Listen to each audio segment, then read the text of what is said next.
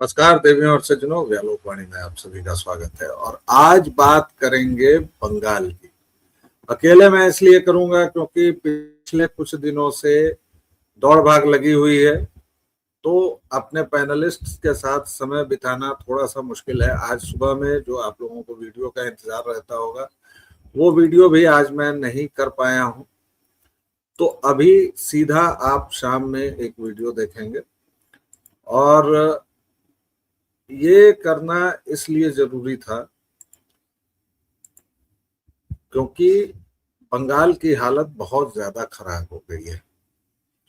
मालदा का कांड आप सबने सुना ही होगा। हम लोगों ने अपने वीडियो में, मैंने और ऋत्विक भट्टाचार्य जी ने जो वीडियो किया था, और देखिए अभी मैंने उनको भट्टाचार्य कह दिया, वो बुरा भी मान सकते हैं, वो चट्टोपाध्याय हैं।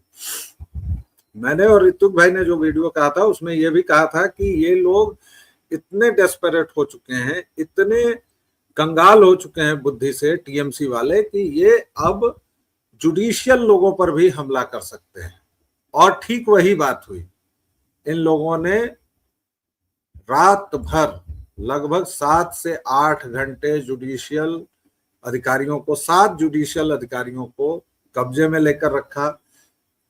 ये मालदा का वह हिस्सा है जहां जिहादियों की भीड़ ने, टीएमसी के गुंडों ने पूरे 8 घंटे तक, रात के 2 बजे, और यहां तक कि सुप्रीम कोर्ट के मुख्य न्यायाधीश, chief justice of India Suryakant ji को यह कहना पड़ा कि आप जानते नहीं हैं कि क्या हो रहा है। क्या आपको लगता है कि हम इस बात से वाबस्ता नहीं है? क्या आपको लगता नहीं है कि क्या हुआ? और मजे की बात देखिए कि चीफ सेक्रेटरी को फोन करना पड़ा, होम सेक्रेटरी को फोन करना पड़ा। मतलब अभी तक कुछ भी जो कहा जाता था कि एक सैंक्टिटी बची हुई है, एक कम से कम दरवाजा ऐसा है जिस पर टीएमसी वाले नहीं झुक रहे हैं, वह दरवाजा भी चला गया। उस दरवाजे की भी इज्जत नहीं रही। इन लोगों ने, ये दूसरी न्यूज देखिए, हालांकि उस मालदा हिंसा के जो भी मास्टरमाइंड है मौफिकुरुल रहमान, उसको पुलिस ने, सीआईडी ने दबोच लिया है, बागडोगरा एयरपोर्ट से किया गया। लेकिन पहले जरा चीफ जस्टिस ऑफ इंडिया ने क्या कहा है उसको मैं बताना चाहूंगा। उन्होंने कहा कि मैं रात के 2 बजे जगा रहा, एसपी और डीएम फोन नहीं उठा रहे थे लोगों का, तब जाकर होम सेक्रेटरी को फोन किया गया, और तब वो बातें सामने आई, और तब सेना ने जब दखल दिया, तब कहीं जाकर इन लोगों की जान बची। उन अधिकारियों में एक छोटा सा बच्चा वाला परिवार भी था, एक दुधमुहा बच्चा भी शामिल था, जिसकी मां को इन लोगों ने कब्जे में लिया था। अब चलिए जरा मेरी अपनी बात करते हैं। मैं बिहार से आता हूं, और बिहार एक समय अभी भी काफी बदनाम था। खासतौर से लालू के जंगल राज में जिस तरह से बैलेट बॉक्स लूट लिए जाते थे, बूथ कब्जा होता था। और मजे की बात है कि अगर किसी ने बैलेट बॉक्स लूट लिया तो वो चुनाव फिर भी मान लिया जाता था। फिर सेशन आए, फिर बहुतेरे सुधार हुए, फिर वोटर आईडी कार्ड बना, तमाम चीजें हुई।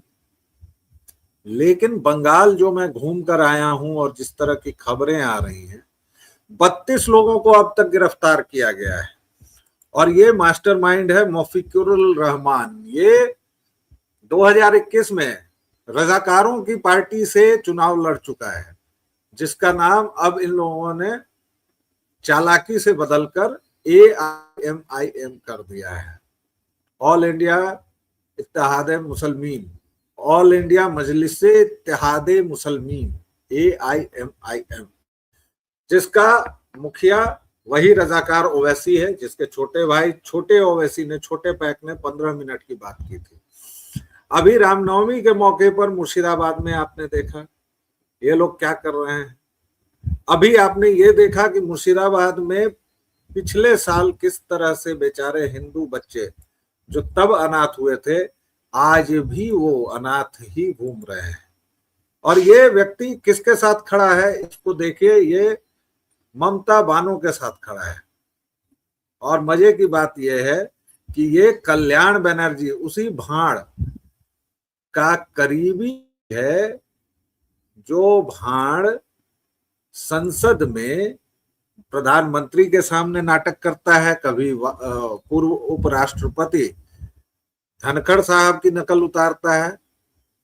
तो ये तमाम जो डॉट्स हैं उनको अगर हम मिलाएं, और सुप्रीम कोर्ट ने बहुत सख्त कार्रवाई के आदेश दिए हैं, उन्होंने बहुत लताड़ लगाई है, लेकिन मेरा सवाल ये है, मेरा एक मासूम सवाल है कि आप आखिर कब तक इन लोगों को माफ करते जाएंगे? आखिर क्यों नहीं इनको वहीं पर कड़ी सजा दी गई, और क्यों नहीं इनको उसी समय वहां पर जबरदस्त तरीके से ऐसा दंड दिया गया जिसके बाद ये कम से कम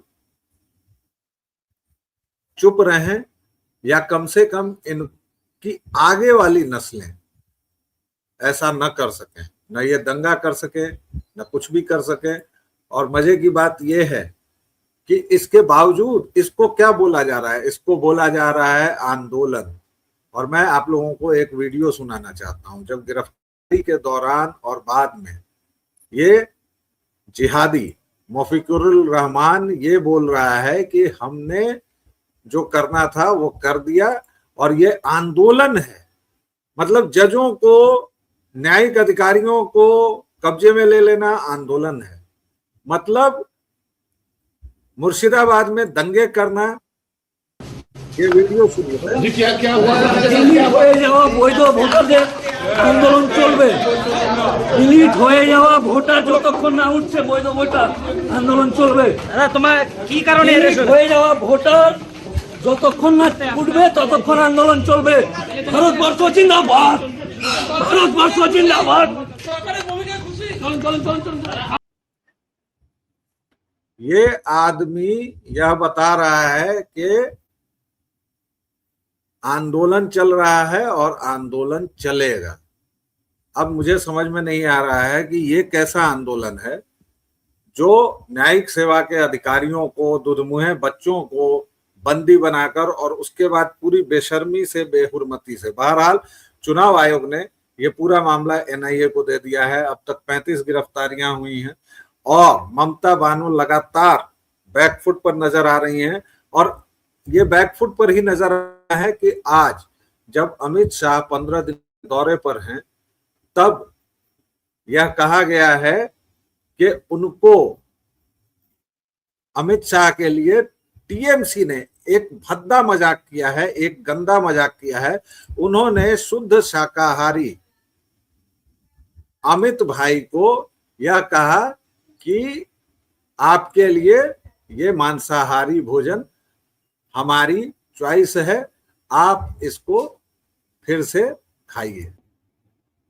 इस देश में जो भी सनातनी है वह खाने पीने के मामले में देखा गया है कि एक ही उसकी वर्जना होती है, और वह है गोमांस। वरना इस देश में ऐसा भी किया गया है कि उस वर्जित को भी अब सामान्य बहस का हिस्सा बनाया गया है, जिसके लिए हत्याएं हो जाती थी, जिसके लिए तलवार निकल आते थे, जिसके लिए हमारे छत्रपति महाराज किसी कसाई की गर्दन उतार देते थे, उसको भी हम लोगों ने एक विमर्श का हिस्सा बना दिया है।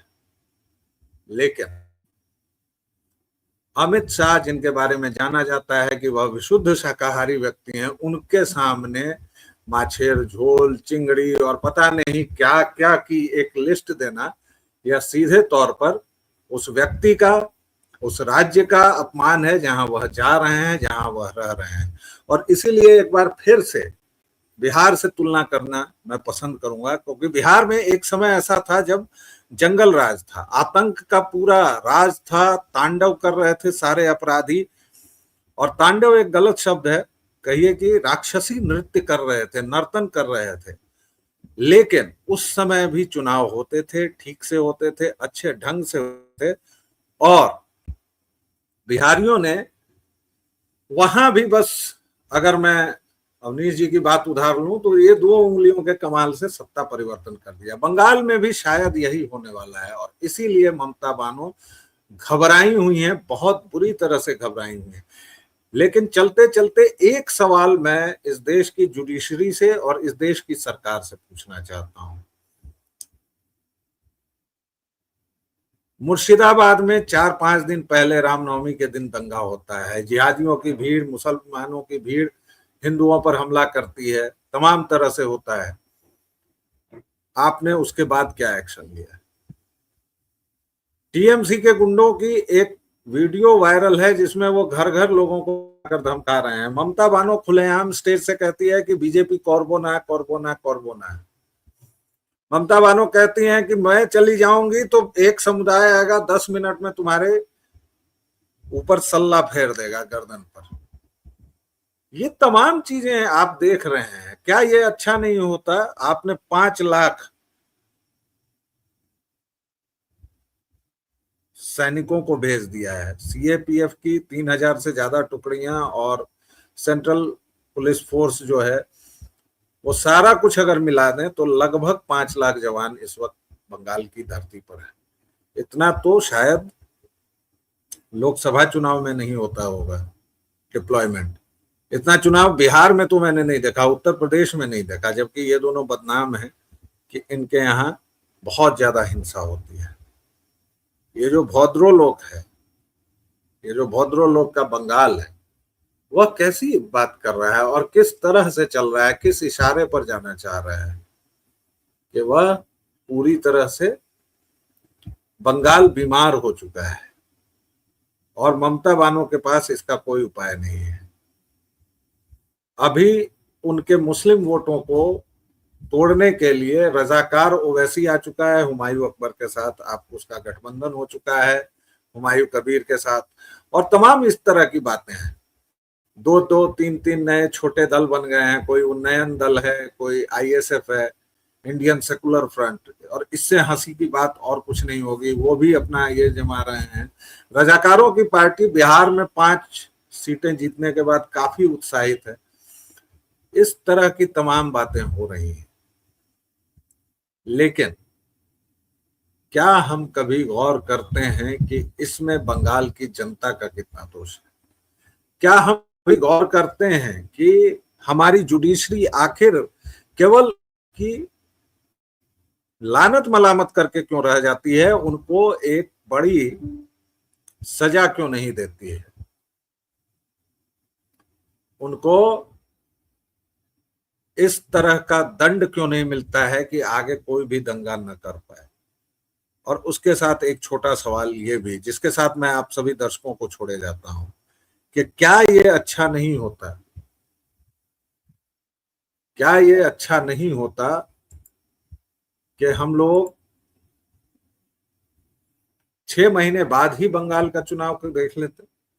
क्योंकि अगर ये वीडियो सच है और लोग घर घर जाके धमका रहे हैं, यहां तक कि कोर्ट को, सीईओ को, चुनाव आयोग के ये कहना पड़ा कि इन लोगों ने जो जो हरकतें की हैं, जो जो ईवीएम में इत्र लगा देना या ईवीएम का फोटो खींच लेना या जो भी, वो सब हम नहीं होने देंगे।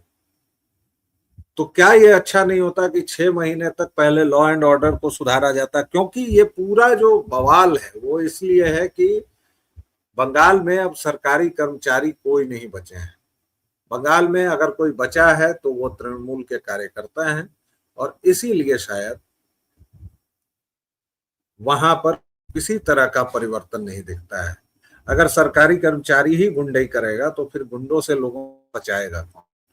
और मेरी यही मांग है कि अगर 6 महीने तक वहां ममता बानो को हटाकर और पहले लॉ एंड ऑर्डर सुधारा जाता, चुनाव का क्या है, वो तो 6 महीने बाद भी हो सकता था, तो चुनाव करवाया जाता और उसके बाद यह दिखाया जाता है कि एक अच्छा और सबल चुनाव कैसे हो सकता है।